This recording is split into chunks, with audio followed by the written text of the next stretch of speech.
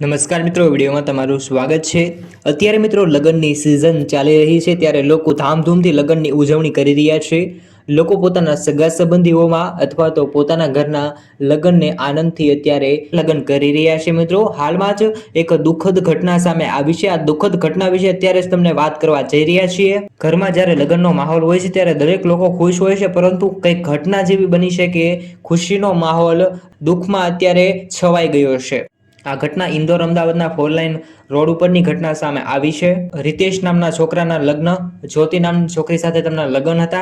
જ્યારે બંનેના લગ્ન હોવાના કારણે બંને લોકો ખુશ હતા। જ્યારે આ લોકો લગ્ન કરવા માટે પોતાના ગામેથી જ્યોતિના ગામે લગ્ન કરવા માટે જઈ રહ્યા હતા, ત્યારે અચાનક રસ્તામાં ડ્રાઈવરે કાબુ ગુમાવ્યો, જેના કારણે સમગ્ર દુર્ઘટના ઘટી છે। ડ્રાઈવરે કાબુ ગુમાવતા હાલમાં જ કાર પલટી મારી ગઈ હતી, જેના કારણે આખી કાર બાજુના ખેતરમાં પડી ગઈ હતી।